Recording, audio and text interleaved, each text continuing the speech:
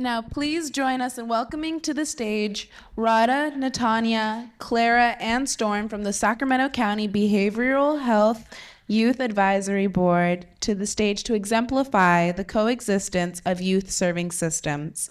The BHYAB was established in 2020 as a platform for youth voices to unify youth serving systems. Good afternoon, everybody. So you saw me before. My name is Radha Chauhan, and I'm the chairman of the Behavioral Health Youth Advisory Board, or BHYIB, in Sacramento. And a little bit about me is that I joined the mental health field because it was a passion of mine that grew the more I advocated for my own.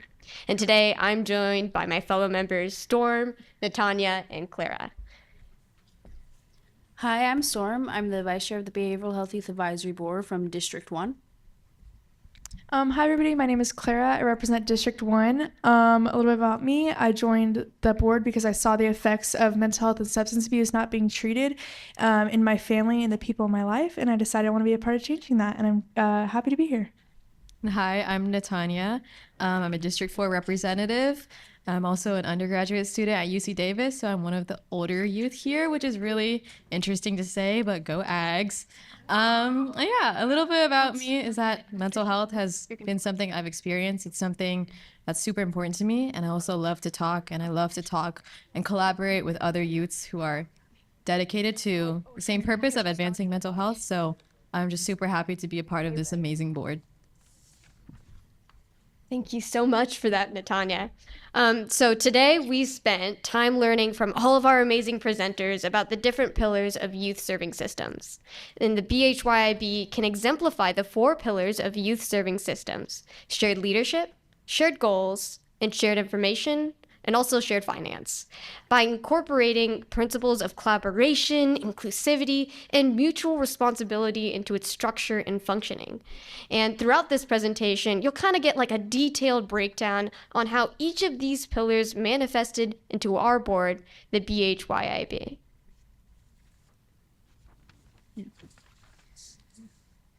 For shared leadership, in the Youth Advisory Board, shared leadership means leadership responsibilities and decision-making processes are distributed among our members, where we can effectively participate in both governance and the direction of the board. For one, our board prioritizes youth empowerment and decision-making. Our board is designed so that our members are not just advisors, but also key decision makers. They would take part in setting the agenda, determining priority issues, and offering feedback on policies and programs. This ensures that our youth are viewed as leaders who bring lived experiences to the table, which is especially crucial in the field of behavioral health. Next, our board ties in adult mentorship with youth leadership. While adult facilitators or community leaders are always there to provide us guidance, our goal is to foster a co-leadership model where we have the opportunity to take charge and engage in advocacy through public speaking, policy recommendation, or reports. For example, this year we worked with SCOE, Board of Supervisors, and the mental health board. All right. Next is shared goals. So our board has shared goals that we collectively define by our youth members and adult stakeholders, which we made sure has everyone involved towards working towards our common outcomes and a unified vision. So our board began with a collaborative process where youth and adults both came together to define our overall mission and set specific, measurable, and achievable goals. For instance, over the past year, we've developed a set of policy recommendations in our mental health resource accessibility and sustainability policy brief. And some of the things we advocated here included increasing the number of mental health practitioners on K-12 campuses, encouraging collaboration between the county and state, and promoting accessible telehealth resources, and engaging families, educational institutions, community-based organizations, everybody in serving the whole child in their holistic well-being. So these goals may not have started out as shared goals per se, but we made them important by sharing our vision for youth mental health through with our adult allies.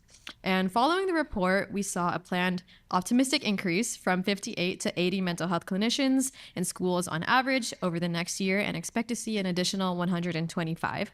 And we've also seen a brand new peer specialist pipeline where there are also family navigators and other supporters to help schools become centers of wellness. Our board also emphasizes the importance of initiatives that are directly informed by the experiences and needs of youth. So this ensures that youth members are not just contributing to existing adult-driven goals, but also shaping the direction of our work according to our own lived experiences. Lastly, our board also aligns with our goals with those of other relevant youth-serving organizations, school systems, mental health providers, and policymakers. We have an open door policy, which means that we're open to all community organizations, individuals, and professionals alike who want to come to us and vice versa. And by doing so, we want to ensure that our work is not siloed, but contributes to broader systems of change. And one of our most prominent examples, of a shared goal was Assembly Bill 2411, presented in April. And here, adults came to our youth board so we could testify to one of our biggest shared goals, increasing youth voice for their needs. And as we talk about all these goals, none of them would be accomplished if we don't have shared information. So, in the BHYB, shared information refers to the open exchange of knowledge, data, and insights among youth and adults and other stakeholders to make informed decisions and to take collective action. And we'd like to think it all starts with this first bullet point: transparency and knowledge exchange. To us, this means that all board members would have access to relevant data and information, such as statistics for youth mental health trends, the availability of local behavioral health services, and finding mental health research. Youth would then be empowered to ask questions, engage with experts, and interpret data to understand the implications they have to their community. Next, we have our workshops and educational opportunities. The board could also host workshops and invite behavioral health experts to provide educational sessions for both youth and adult members. And what this would achieve is a fostered environment where information is continuously shared, discussed, and where youth can build their knowledge base, helping them make more informed recommendations. And finally, our last bullet point: open communication channels. To ensure shared information flows smoothly, the board could use digital platforms like shared folders, email lists, or even collaboration tools to keep members informed. Regular communication is key to ensuring that no member is left out of discussions or the decision-making process, and that all members have equal access to the information needed to engage effectively. Okay, so the next pillar is shared finance. And in the context of BHYAB, shared finance refers to pooling and jointly managing the resources to support our initiatives and activities that are identified by the board. This ensures that the financial aspect of the board's work is transparent and accessible to all of our shareholders. The purpose of this partnership was to ensure the collaboration, transparency, and ease access amongst public entities. So when the board was established, Sutter Health, the City of Sacramento, the Sacramento County Behavioral BHS, and SCOE came together to put down funding to establish the BHYAB. And that's as far as our finances, and that leads us to our survey. So we recently conducted a Sacramento School Substance Use and Wellness Survey in the Sacramento County area. And the survey asked the students how they felt about their mental health and substance use support in their schools and about their experience with substance use in schools. The purpose of the survey was to gain an understanding of the substance use in our schools and what resources students have and then what needs to change.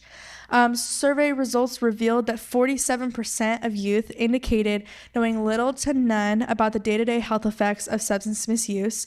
46% of youth indicated that there are not enough services at their schools to support students' mental health, and 30% of youth indicated barriers that are preventing them from using a support service offered on campus.